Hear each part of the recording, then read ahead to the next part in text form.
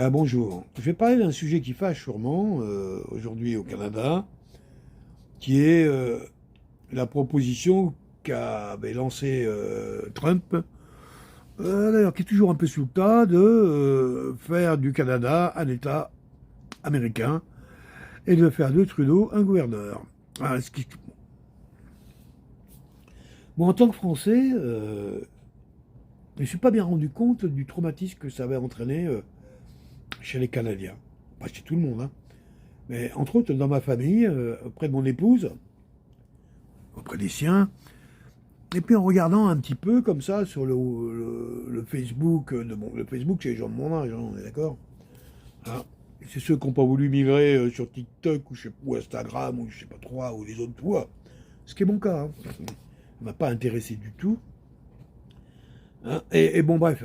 Et je me suis dit, mais oui, c'est vrai, je comprends que si toi tu étais en tant que Français, on nous aurait dit que, ouais, les Américains, déjà qu'on a vraiment, on a refusé, nous par exemple, je le dis comme ça parce qu'on ne croirait pas, la France a refusé, non, par 2 référendums, le fait de vouloir être européen.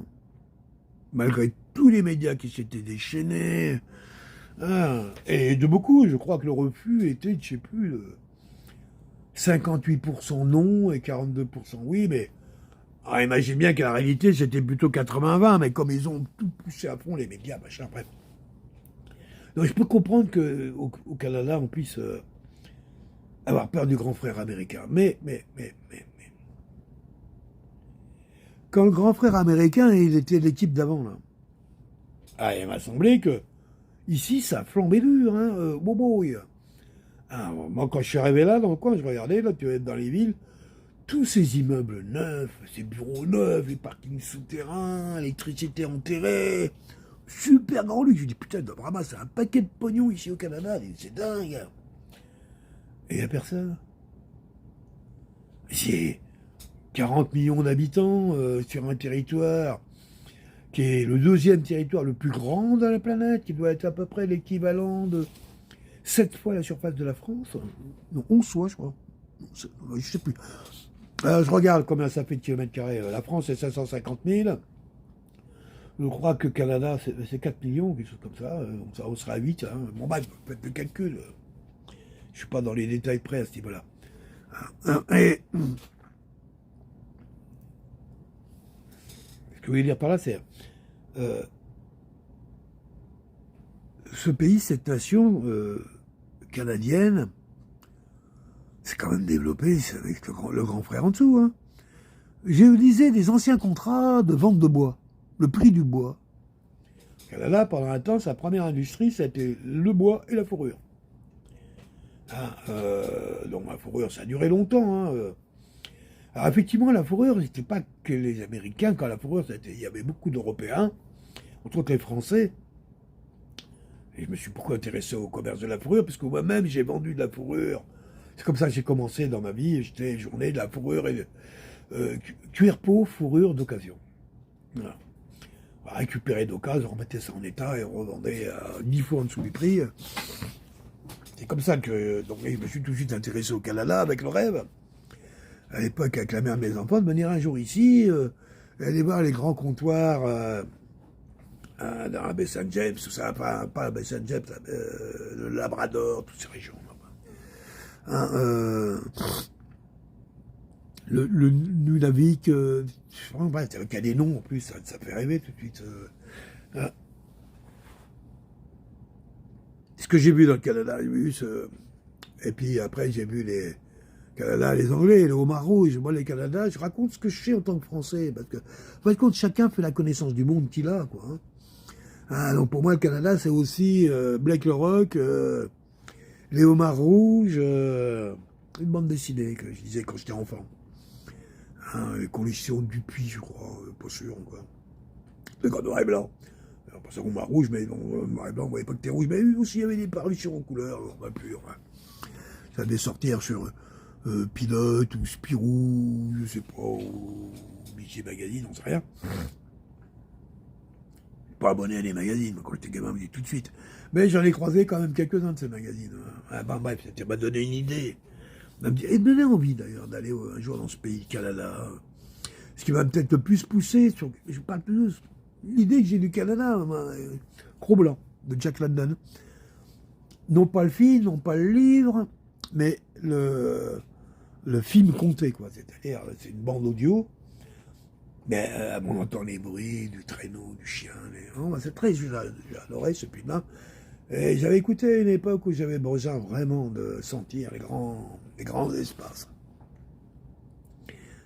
Et c'est ce que j'ai senti, le Canada, voilà. Et petit à petit, mon chemin s'est fait. Je n'ai jamais trop entendu parler de ce pays quand t'es français, parce que bon, il se passe pas grand-chose, sauf des trucs quand je suis rentré un peu plus curieux, quoi, voilà. Mais rien, je connaissais pas plus le Canada jusqu'à y venir. Et encore, moi, je suis même pas venu au Canada sans m'en rendre compte. Je suis venu rejoindre quelqu'un qui était au Québec, qui se trouve être au Canada. Mais dans ma tête, je suis pas allé au Canada, moi, je suis allé au Québec, je suis dans un ami québécois, et cousins.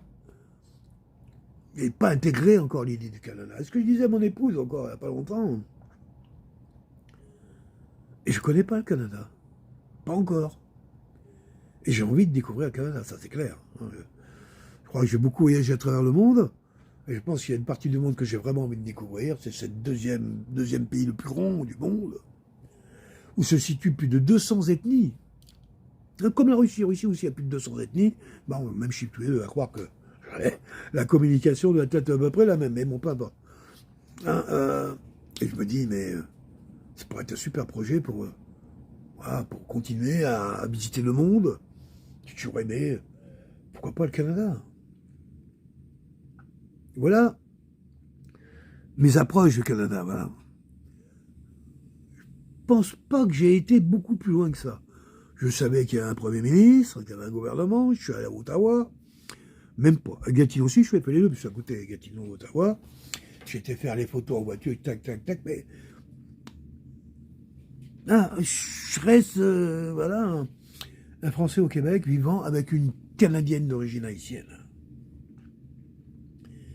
C'est pour dire que le Canada, je ne l'ai pas encore approché vraiment. Alors, je l'ai eu le Canada, parce que le Canada m'a donné tous les papiers dont j'avais besoin pour pouvoir vivre ici sereinement. Donc j'ai fait, moi vous me connaissez, enfin ceux qui ne me connaissent pas, moi les papiers c'est vraiment toujours un truc, montagne c'est peu dire. Plus que ça, plus que encore. Comme disait Diodo, le soleil là, juste au-dessus. C'est compliqué. C'est toujours été compliqué, mais je suis toujours débrouillé pour le faire faire. Mais là, pour le choix, j'ai dû y aller. On m'a mis du temps, mais je suis arrivé. Mais bon, et là, le Canada, par plusieurs fois, j'ai eu un paquet de documents, m'a dit welcome. En anglais et en français. Parce que le gouvernement canadien, sur le Québec, fonctionne avec les deux langues. Mais il me semble, et ça je ne pourrais pas l'affirmer, que la loi québécoise dit que les lois doivent être pensées et écrites en français, puis traduites en anglais. Ce qui était le cas de la France avant, qui était quand même la langue officielle de toutes les grandes administrations mondiales, comme l'ONU, tous les trucs qu'il y a en Suisse, là, tous les machins internationaux de la Suisse, l'OMS, tout ça c'était la langue officielle, c'était le français, après traduit dans toutes les langues. L'Europe, la communauté européenne, économique européenne, au début, la loi fondamentale était le français traduit dans toutes les langues. Et c'est plus le cas du tout. Aujourd'hui, c'est l'anglais, et traduit en français. C'est pas du tout la même chose. Pas une différence extraordinaire, mais dans les sensibilités les plus fines, qui se trouvent souvent en explication auprès des tribunaux, c'est évident que le fait que le français ait perdu sa domination sur les langues, je dirais, des différents droits internationaux, fait qu'effectivement, il y a quelque chose qui a disparu. L'anglais a pris sa place. Moi, j'ai été éduqué en tant que Français à ce que l'anglais, On regarde l'histoire de France, on nous apprend l'histoire de France comme le principal ennemi, c'est l'Angleterre, jusqu'à ce qu'on soit amis, qu'on redevienne ennemis, bref. On avait des rois anglais qui ont été rois de France, on avait des rois de France qui ont été rois d'Angleterre. La Bretagne et les Grands Bretons, il n'y a aucune différence. Grande-Bretagne et Bretagne. La Bretagne est française, la Grande-Bretagne se dit anglaise, et encore pas dans sa totalité. Qui fait que moi, dans ma culture française, j'ai toujours vu l'Angleterre, l'anglais, je dirais avec les mêmes yeux sarcastiques que eux ils ont sur nous. Voilà. Ouais, pareil. Et quand je suis arrivé ici, en tant que Français, dans une vision québécoise, à domination quand même malgré tout anglophone, à Montréal, par exemple, on m'a entendre dire que maudit français. Et maudit français. Alors, maudit, c'est pas dans le genre je te jette un sort. Ah, je te maudis pas. Mais quand tu dis maudit, c'est que t'as. On dirait en français, putain de français. On dirait ça comme ça, si on est bordelais. Putain de français. Ça veut pas dire qu'ils sont mauvais, ils sont méchants, ils sont beaux. C'est-à-dire qu'ils sont là, des fois, et qu'on n'a pas vraiment envie qu'ils soient là. Là, ici, au Québec, effectivement, en tant que Français, quand tu arrives, c'est pas le premier. Bien. Et bien avant De Gaulle. Donc, les Québécois ont essayé de trouver une façon d'être avec les Français. Voilà. Ils se sont sentis souvent complexés avec une langue qu'il faut reconnaître. Ils ne pouvaient pas se comparer à la langue d'origine, mais largement les qualités pour se prétendre à elle toute seule une langue qu'on appelle le joual, quoi. Voilà. Mais c'est vrai que si tu voulais la mettre en comparaison avec le français, c'est certain qu'on n'est plus du tout à la même histoire. C'est plutôt à comparer avec le créole. Le joual, le créole, pour moi, c'est la même chose. C'est à peu près la même histoire. Voilà, doucement, j'arrive un petit peu, voilà, comment, moi, auprès de mon épouse, canadienne, qu'est-ce que j'ai pu sentir de canadien chez elle, j'ai pu sentir beaucoup de choses, dans le genre que, par exemple, elle écoute que les informations canadiennes à la télé, là, comment ça s'appelle les chaînes de télé de l'État. Comme s'il avait été française, elle aurait écouté TF1, Antenne 2, un peu dans ce genre-là, quoi. Même pas BFM. Donc, j'ai senti une épouse, quand même, qui était inscrite dans un format à laquelle elle a travaillé pour être parfaitement intégrée dans ce format anglophone. J'ai bien anglophone, malgré sa culture parfaitement francophone, mais culturellement, malgré que ça soit francophone, c'est des habitudes anglophones qui paraissent. Au Québec, ils font pas le thé de 5 heures, c'est vrai, mais on mange à 5 heures. On mange tôt au Québec, 5 heures, 6 heures. Je m'aperçois que c'est un peu plus reculant, mais les gens mangent tôt, 5 heures. À l'heure où les Anglais boivent le thé. Il y a quand même une correspondance de... je pense qu'il y a de cet ordre-là. Un petit peu. Et je l'ai vu aussi, une fierté en elle, d'être canadienne, de sentir ça dans sa force, et d'avoir essayé de transmettre ça à ses enfants, qui eux, carrément, eux, le sont. Ce sont des parfaits francophones et parfaits anglophones. Surtout le fils. Qui vit, lui, avec une chinoise qui, elle, parle pas un mot de français. Elle a 20 ans qu'elle est là. Pas un mot, pas un mot. Même pas, je ne suis pas sûr si c'est de dire bonjour. C'est pour dire que c'est pas obligatoire ici de vivre au Québec, en plein cœur du Québec. Tu parles pas un mot de français, ton fou.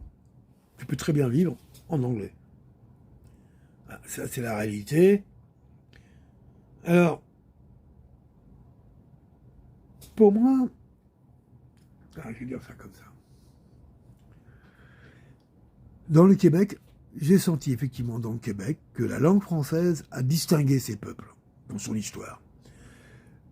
Et que ces peuples ont été les dindons de la farce à un endroit ou à un autre. Lorsque la colonisation s'est faite, les Français sont arrivés.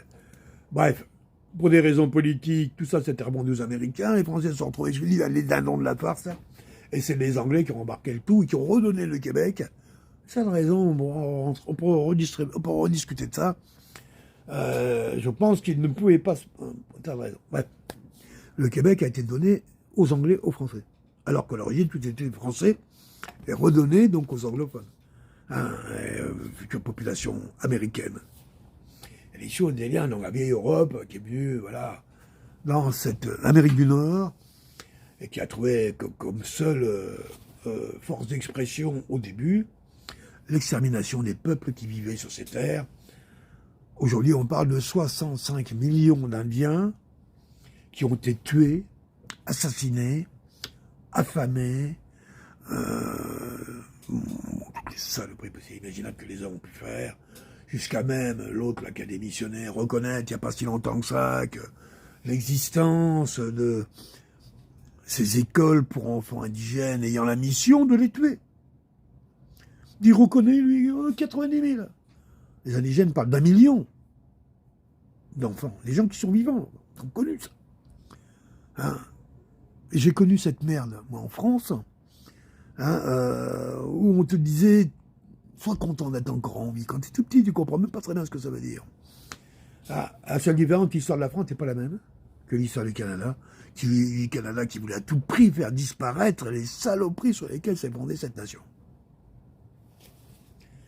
C'est difficile à dire, mais 65 millions de personnes assassinées en 2 siècles, la totalité des bisons, on parle de dizaines, de centaines de millions d'animaux, des trains qui traversaient avec des mecs au fusil à chaque fenêtre, et pas. Ils ont fait des choses, c'est américain et canadien. Et en sens ça qu'on commence à sentir que les peuples sont les mêmes, à un endroit. Montréal, New York, c'est 1 heure. Hein. Prends le bus, en 6 heures, t'es à New York. Si je veux aller, je sais pas, moi, ne serait-ce qu'au bout de la Gaspésie, il me faut plus de temps que ça pour y aller. Je te parle pas du reste du Canada, c'est carrément une autre histoire. Je vais aller à Vancouver, je crois que c'est 4 jours de voiture. 5 000, 4 000, 5 000, 6 000 km, je sais plus 5 000.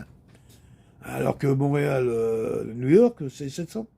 Chicago, c'est juste à côté. Une fois que t'es traversé la frontière, t'es arrivé, quoi. Détroit, toute la grosse zone industrielle nord-américaine, elle est aux frontières. On voit bien que ces frontières, elle est bidon. Quelle frontière? Ça a permis à chacun, très confortable, hein, les Canadiens ont fait une grosse fortune avec la prohibition. Tout le whisky qui s'est vendu pendant la prohibition, c'était encore mieux que l'héroïne, hein, je crois. À mon avis, c'est sûr. Hein. Qui a profité de ça? Des familles américaines et des familles canadiennes qui, eux, ont fabriqué le whisky. Et dans toutes les campagnes, tu commences à parler d'histoire de grand-père, il y avait tous des alambics. Cette histoire américano-canadienne, elle fonctionne avec le commerce du bois, elle a fonctionné avec par exemple, les pêcheries, tout ce qui est les droits de pêche, tout ça, etc. Il y a eu un moment, bon, je ne me rappelle plus trop du détail, je vais dire intellectuel, mais je ne suis plus trop au fait de ça. Voilà. Quand je regarde tout ça, que Trump il dit à un moment, bah oui, pourquoi il ne serait pas Canada? Moi, mon sentiment premier me dit, en quoi ça pourrait vraiment poser une difficulté pour le Canada que d'être sous la protection? Il ne faut pas oublier qu'aujourd'hui, le Canada se défend militairement sous la protection d'un organisme qui s'appelle le NORAD, qui est à 100% aux États-Unis. C'est les Américains qui protègent le Canada. Alors, autant dire que, bon, qu'est-ce qu'il reste, à vrai compte, ils n'ont pas. Alors, du coup, quand il y a eu ces grands événements, j'ai commencé à être un peu plus curieux. J'ai vu que ça avait traumatisé ma femme, sa famille. Quand on a annoncé, je me dis, mais c'est quoi exactement le Canada? Et est-ce que j'en sais? C'est-à-dire pas grand-chose. Parce que pour pas m'être intéressé vraiment à ça, pas plus que ça. Et là, j'ai commencé à regarder, comme un gamin, quoi. Voilà la carte, un peu comment ça se passe. Pétrole. Oui, je m'intéressais au pétrole. Ah oui, il faut le pétrole en Ontario. C'est vrai, j'avais entendu bien de ça. Ah, mais le pétrole, il ne sert pas au Canada. Et le pétrole de l'Ontario, il va directement dans les pipelines américains au nord, au sud, plein sud. Ça contourne le Canada et ça ramène le pétrole à l'autre bout au Québec. Là. Là, Marcel et moi, je comprends pas, quand on regarde la carte comme ça, s'il y avait une volonté d'indépendance, on voit bien que là, il n'y est pas du tout, là, mais on est quand même sur les choses essentielles, hein, l'énergie. Hein. Que là. Pourquoi pas? Tout d'un coup, je continue à chercher, je quête un peu du quoi le Canada. Et je m'aperçois que le Canada, il y a une vingtaine d'années, a vendu la totalité de ses réserves d'or. Ça s'est fait sur une certaine période, de manière à ne plus posséder d'or du tout. Et une des seules grandes nations au monde, l'unique, si on est l'unique, qui n'a pas d'or de réserve. Du tout. Peut-être deux mondes, une alliance, on prend une temps de fondre. C'est fou quand même. Est-ce que le Canada se met pas en danger? Son énergie, elle utilise les services américains, sa sécurité, elle utilise les services américains. Merde, de quoi je viens de parler un instant là. Bref, quand on regarde un petit peu l'or, le Canada n'a pas d'or. Il y a un autre élément aussi qui est très important au niveau de l'autonomie.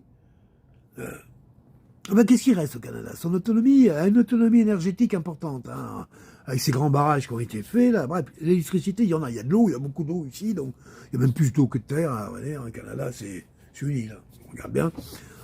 Donc, il y a ça. Le bois, quand on voit au prix, les marchés dans lesquels ils sont contraints avec des trucs qui datent du XVIIIe siècle, des escroqueries incroyables.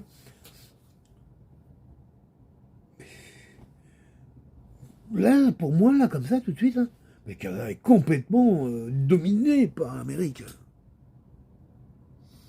De quoi ils ont peur, les Américains? Les Canadiens? L'élite en place? Pas toucher justement les coms comme ils touchaient avant. C'est pour ça qu'ils ont fait deux pays. Hein. Enfin, moi, c'est mon sentiment. Hein. Imagine bien que c'est le genre de choses que je peux pas dire à mon époux. Hein. Même pas question d'y penser. Pourtant, quand je regarde, je me dis, mais bien, alors je peux creuser hein, pourquoi ils ont vendu leurs réserves d'or.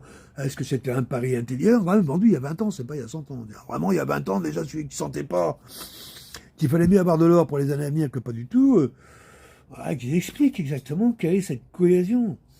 En France, ils ont failli nous faire la même chose. Hein. Sarkozy a volé 600 tonnes d'or à la réserve. Il a vendu avec ses potes comme ça, ouais, tiens, 600 tonnes d'or. Et à l'époque où le d'or grimpait comme ça, lui, il l'a vendu en cours dessous en plus. Ouais, vous comprenez, il y a beaucoup. Il a fait un prix gros. Et dans le dos des Français sans aucune déclaration. Du vol manifeste.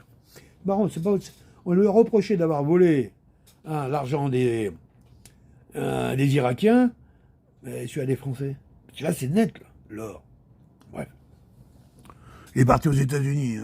Je crois que le gros blondinet, justement, il est en train de demander de voir si bien tout arrive au bon endroit.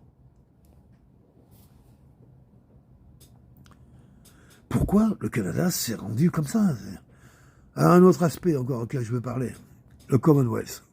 Ouais, c'est un truc qui n'a pas de force. T'as qu'à croire que ça n'a pas de force. Le Commonwealth, c'est le dernier empire qui existe au monde aujourd'hui. C'est l'empire de la famille d'Angleterre. C'est à eux. Ça regroupe l'Australie, la Nouvelle-Zélande, où ils ont pu fêter, je crois, il y a 10 ans, la mort de la dernière femme nouvelle-zélandaise. Ils ont réussi à tuer tout le monde sur cette île. Tout le monde. Les Anglais, pour ça, au top. Hein. Donc, le Canada fait partie du Commonwealth. Hein. À l'ère où aujourd'hui on parle des BRICS, c'est quoi le Commonwealth? J'ai pas l'impression qu'on a encore une fois de plus le Canada hors piste, hors jeu, avec toutes ses lourdeurs. Le Commonwealth, c'est l'histoire de la reine Victoria. Je crois qu'il y a plus de choses à se faire pardonner qu'autre chose. Hein, comme la France, bien sûr, la France, voilà. Une des plus grandes négrières d'Europe. Hein, et puis qui n'a pas changé d'ailleurs. Hein. La France qui vit de façon parasitaire sur, soi-disant, les pays qu'elle a décolonisés. Ils rigolent. Bien sûr, en tant que Français, je dis pas que nous on fait mieux. Oh là, c'est même pire sûrement. Mais de quoi le Canada a peur? Moi, petit Français, je vais vous expliquer 4 trucs que je connais. Hein, surtout tout ce que j'ai dit, c'est faux. Que le pays est plus petit, qu'il y a plus d'habitants, qu'on raconte ce qu'on veut. Mais avec ce que je vous ai dit, là, comme ça, là, si vous êtes capable de l'entendre, Mais pourquoi les Canadiens, ils ont peur d'être américains? Hein, c'est quoi le souci, là? Le chemin complet entre l'Alaska, hein, le Canada, les États-Unis et bientôt le Groenland. En quoi le Canada a peur de faire partie de ce monde et se sent beaucoup plus relié à l'Angleterre, à l'Europe, où il y a quand même l'Atlantique qui les sépare, et puis surtout toute une économie, tout un système militaire qui ne sera pas là pour les servir. Le Canada, ça survit, il n'aura pas le choix. Ça ne sera pas l'Europe, ça sera l'Amérique. Non, ils vont résister, bien sûr. Tout ce qui dépend du Commonwealth, ceux qui, ces vieilles fortunes, j'ai des noms, mais je ne dirai pas là. De vieilles familles qui, eux, se sentent floués par rapport à des accords qu'ils avaient avec d'autres familles, il y a d'autres choses, dans une autre époque, là, les trucs secrets, les bazars. Bref, c'est pas pour l'intérêt des peuples, on vient vous le dire. Hein. C'est juste qu'au niveau des profits, alors, puis dans un pays ici, au pays de l'argent et du fric, hein. Et au niveau du profit, c'est évident que... Mais pour les peuples, par contre, moi je pense que ça peut être un avantage. Pour les élites, certainement pas. Mais pour les peuples québécois et canadiens, moi je pense que ça peut être un avantage.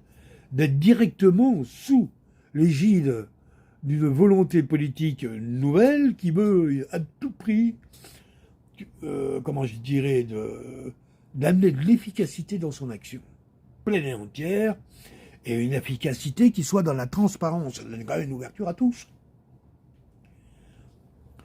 On va me dire, c'est normal, toi tu comprends pas, t'es un Français.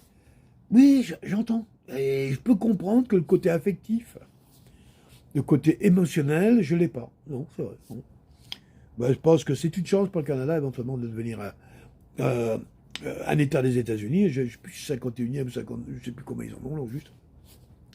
Je suis quand même pas un pro de tout ça, mais une petite pause. Oui. Ben, j'avais besoin de faire cette vidéo parce que je pense qu'il ne faut pas être le seul à... J'ai entendu déjà des Québécois, hein, commerçants, les gens, ouais, très bien, je suis américain. Ça ouvrirait... Les gens qui pensent sincèrement que ça peut être un plus, mais ils ne le disent pas. Vous savez. Tout le problème aujourd'hui, il y a entre ce que tu dis et en réalité ce que tu penses. On a vu par exemple l'élection de Trump, nous on le savait, moi je le savais qu'il allait cartonner. Mais les médias, à force de mentir, de tout dissimuler, ont l'impression que l'autre il sortait d'un truc miraculeux, c'est pas vrai. Mais même les gens, c'est-à-dire, un noir, jamais il aurait dit à sa communauté, je veux Trump. Jamais. Pourtant il l'a fait. Et en sortant, ah non, t'es Kabbalah, tu rigoles ou quoi? Et tout le monde a fait ça. Plein. Tu sais, quand tu te noircis trop, quelqu'un, mais tu sens que les autres, à un moment, ils ont laissé les noircisseurs de côté pour aller voir autre chose de l'autre côté, de s'apercevoir que, ah bah oui, mais quand même. Et tout d'un coup, que ça leur colle. Ils disent, ouais, ça, vous, on vous écoute plus, ceux-là, on les écoute, et tout d'un coup, t'as l'air. Même si t'as l'air, tu t'aperçois bien qu'autour de toi, personne n'a l'air. Même si tout le monde a l'air, on va dire. Parce qu'il dit que c'est pas bon, c'est pas bien. C'est pas bien de penser comme ça, c'est pas bien. Un côté moutonnage qui est évident chez les gens, et qui fait que personne ne dira rien, mais en réalité, Trump a été élu, et largement puisqu'il a ramassé la totalité du vote populaire. Ce qui n'était jamais arrivé aux États-Unis depuis, je n'en sais rien, mais d'après ce qu'il dit, c'est quelque chose d'exceptionnellement rare. Pareil, là. Canada, là. Le blondinet, il se prend pour qui? Tout le monde a eu l'occasion de sortir des beaux dessins, j'en ai collectionné quelques-uns, on est intelligent d'ailleurs. Hein.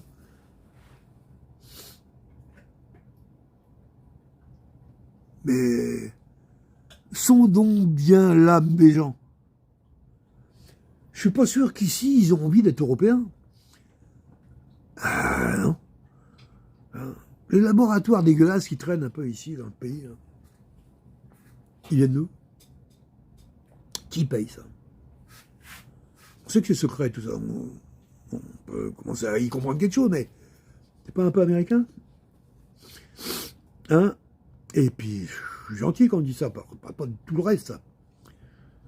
Donc oui, le Canada, bien sûr, est américain. bien sûr. Pour ça que les États-Unis ont eu aucun mal à coloniser l'Europe. D'ailleurs, elle a été créée pour ça, dans le but de vassaliser les Européens. Ils leur disent chapeau. Ils ont réussi à faire ça tellement que les autres, là-bas, l'Europe, la vieille Europe, qui restait toujours parasitaire, qui n'a rien compris au changement du monde, et qui sont en train de vouloir refaire la guerre pour aller recoloniser l'Afrique. Je sais pas si tu vois les dingos qu'il y a là-bas.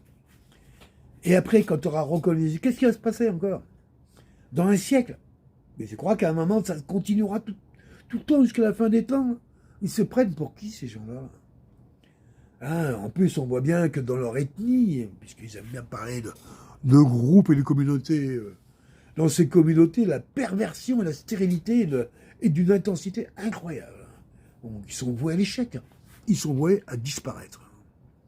Ah bah, une communauté qui est stérile, désolé. Oui, avec l'intelligence artificielle, c'est ça. Mais en attendant, ils vont disparaître. L'Europe n'a pas le choix. Les vieilles élites européennes, soit elles se plient et elles transfèrent leurs avoirs, leurs intelligences, leurs moyens dans l'évolution du monde qu'apparemment l'essentiel a décidé de suivre, ou ils continuent à se battre et à résister en pensant qu'ils vont... Avec le temps, on sait jamais... c'est ça, que l'homme va redevenir Cro-Magnon. Ben non, je crois pas. En tout cas, pas tout de suite. Et comme on vit quand même à l'époque où on aime bien toucher les fruits de ce qu'on sème, je pense que les Européens, vous n'aurez pas le choix, et le Canada n'aurait pas le choix non plus, que le Canada d'accepter la réalité de sa présence ici. Après, qu'est-ce que ça veut dire être américain? Est-ce que pour autant, on pourra plus parler français au Québec? Je crois pas. Tu vas aux États-Unis, dans le bayou là-bas, ah, ils parlent français, ah, ils parlent le joual même. Et c'est pas la seule région d'ailleurs des États-Unis qui parle des contraires. Les États-Unis, c'est quand même ça où il y a encore pas si longtemps, chacun avait sa monnaie. Bon, bref, pas dans les trucs, on n'est pas en France là. C'est beaucoup moins pyramidal dans le pouvoir que ça l'est en Europe. Hein, et donc, si on doit comparer, en fin de compte, les pouvoirs, il me semble que les pouvoirs américains sont plus open, plus ouverts que le pouvoir européen. Quoi. Hein, le droit à la parole aux États-Unis, ça veut encore dire quelque chose. En Europe, ça ne veut rien dire du tout. Oui, le droit à la parole de ceux qui ont le droit. C'est ça comme ça. Ouais. Moi, je me rappelle à l'époque, quand ils ont censuré Dieudonné, droit à la parole, mais pas lui. Et qui dit ça? Et si moi, ma parole, elle est que ça soit lui, moi, j'ai pas le droit à la parole, du coup? J'ai pas le droit de dire que moi, je veux que ça soit lui? Donc moi non plus, j'ai pas le droit. Et puis regarde, on s'aperçoit qu'en fin de compte, personne n'a le droit. Sauf celui-là qui a dit oui, et c'est qui ce oui? Voilà, bon bref. Les États-Unis vont passer par une phase qu'ils n'ont pas le choix, eux non plus, de revenir sur leur position intérieure, comme il est mettre l'Américain Great Again, refaire de l'Amérique, refaire de l'Amérique grande à nouveau, ben, bref. Cette idée de grandeur est indéniablement. Il est vrai que les États-Unis ont marqué le monde, mais beaucoup plus par sa violence, et sa technologie, plutôt que par sa sagesse. On a toujours eu le sentiment, nous en tant qu'Européens, que l'Amérique était quand même là, l'endroit des enfants les plus excités, des aristotes chez nous, quoi. On sentait ça comme ça, un petit peu, que là-bas, on peut tout essayer, on peut... Ah, les valeurs morales, il n'y en avait quasiment plus. Hein. Apparemment, là, tout le monde s'aperçoit quand même que sans valeur morale... Ouais, le BRICS, c'est bien. Hein, c'est bien qu'on puisse mettre des règles de commerce, d'approche, d'études, de formation. Ouais. Mais les valeurs morales, parce que on voit la première chose qu'a dit Trump en prenant le pouvoir, c'est deux sexes. Alors, et puis attendre un jour pour le dire, non, tout de suite. Là. Ça a des conséquences qui sont extraordinaires dans nos sociétés qui sont basées exclusivement sur le droit. Donc, et même c'est pour ça qu'on va avec le numérique, avec tous les nouveaux appareils d'aujourd'hui, le droit ramasse beaucoup, on essaie de trouver d'autres façons d'avoir un droit qui s'adapte mieux justement à ces nouvelles réalités. Là. Bon, je vais refermer un petit peu la parenthèse, voilà, je voulais parler du Canada. Je trouve que c'est un pays, moi personnellement, qui m'est chaud dans mon cœur, parce que je l'ai depuis dans l'enfance. Peut-être pas pour les bonnes raisons, c'est vrai que c'était un peu plus idéologique, hein, histoire de rêve de gamin, quoi. Oui, certes. Hein, mais on vit à une époque aujourd'hui qui est celle-ci. On vit à l'époque, si vous avez lu 1984 d'Orwell, et puis d'autres, on s'aperçoit de l'histoire des gros 5 grandes représentations administratives du monde, chapeautées par ce Big One. On est un peu là, hein, l'Europe, l'Afrique, l'Amérique, l'Eurasie, on est là. Alors, on a une Europe aujourd'hui, on voit mal la Russie aller escaler sur la Chine, on est d'accord, hein.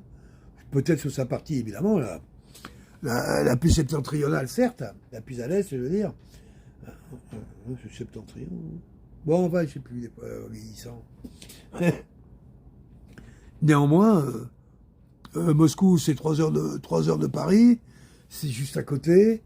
L'Europe a je ne sais pas combien de milliers de kilomètres de frontières avec les Russes. La Russie est européenne. Qu'on le veuille ou qu'on ne le veuille pas. Donc, bref, ces 5 grandes plaques là, qui viendraient à mettre des lois à peu près valables pour tous, et dans le but de légaliser le monde, et puis après, je pense qu'on en est là, c'est la démarche. Et là qu'on cru qu'il fallait d'abord qu'on devienne tous numérisables et numérisés, et puis qu'après, mais on voit bien que ça marche pas. Qu'on fout le bordel entre-temps, le wokisme par exemple. Je pense que c'est une erreur de casting, mais quand ça a été embarqué, hein. Il y a quelqu'un qui expliquait ça très très bien, qui disait que dans les années 70, les mouvements homosexuels ont réussi néanmoins à se faire entendre, mais mieux que ça, à prendre du pouvoir et à continuer. Et quand à un moment ils n'avaient pas rien à réclamer en tant qu'homosexuels, ils sont allés plus loin, ils ont gardé leur énergie. Ils se sont aperçus qu'il y avait beaucoup de pouvoir à cet endroit-là, puis ils ont développé jusqu'à arriver à des situations hallucinantes. Hein, bon, bref. Dont le Canada, entre autres, s'est rendu énormément acteur, complice. Alors, je parle du Canada, le pays. J'ai toujours pas parlé des peuples, moi, hein, du Canada, à part quand je vous ai parlé des ethnies, du Joual, Québécois. Je ne connais pas bien les peuples canadiens, mais il y a des peuples, c'est évident. Même des peuples que tu vas à Vancouver, il y a un Canada où il y a beaucoup de Chinois. Vancouver a été développé en grande partie par la Chine, par les Chinois de Chine. Enfin, ils sont venus de Chine, puis ils sont installés. On dit que 30% de la population est chinoise, même mieux, on pense que tout cet État aurait vocation à être donné aux Chinois, d'où le coup de poing sur la table de Trump, qui lui, au contraire, veut cantonner les Chinois à l'extérieur du continent américain. En ont-ils les moyens? Le veulent-ils? Le peuvent-ils? J'en sais rien. Mais là, on en est là. Alors voilà, je fais un petit clin d'œil. Je suis français, ouais. Je ne suis pas canadien. Et je voulais m'exprimer par rapport à ça, qui a énormément traumatisé tout le monde. Est-ce que le Canada veut devenir français? Les médias qui se disent représentants des Canadiens ont dit non. J'ai écouté pas mal de comment on appelle ça, les médias YouTube, enfin bref, quelques chaînes YouTube. Les avis étaient bien divergents et beaucoup plus intelligents qu'on ne le croit. Et bien des manières d'apporter les choses, une certaine réflexion à avoir. Et à mon avis, que de tout rejeter comme ça sans porter une réflexion approfondie, c'est juste permettre à des politiciens véreux de continuer à venir remplacer l'autre qui est parti, est parti l'autre parce que Trump lui a dit « ou tu te barres » ou ce que je vais faire savoir au monde va faire que tu vas aller directement en prison. L'autre, il a choisi de se barrer. Le fils à Rothschild, là, qui sert de président des Français, là, apparemment se sent suffisamment puissant pour dire au bon dîner, non, je continue à foutre la merde. On verra ce que l'histoire va proposer. Hein. Mais bon, il y en a un, c'était que le fils comment il s'appelle? Pas Che Guevara. À Castro. Et l'autre, c'est le fils à Rothschild. Ou la fille, on ne sait plus encore. On verra. Mais le Canada reste un grand pays, une histoire du monde, participe à l'histoire de ce monde, a de grosses responsabilités par rapport aux peuples autochtones. Et surtout le Commonwealth, devrait se mettre à quatre pattes et demander pardon pour toutes les saloperies qu'ils ont fait à travers le monde. Voilà. Ça, c'est mon point de vue. Et tant que le Canada sera accolé à cette saloperie du Commonwealth, voilà ce que j'en pense. Et je pense que les Américains, ils n'ont aucune raison de forcer. C'est les Canadiens qui vont un jour venir demander aux Américains, s'il vous plaît. Je le sens bien dans les... Là, pas dans 10 ans, là, maintenant. On verra. Bye bye, bonne journée. Merci, j'ai fait ces vidéos pour y voir plus clair moi-même. Et peut-être que ça peut permettre à des gens d'y voir aussi un petit peu plus clair. Voilà, merci.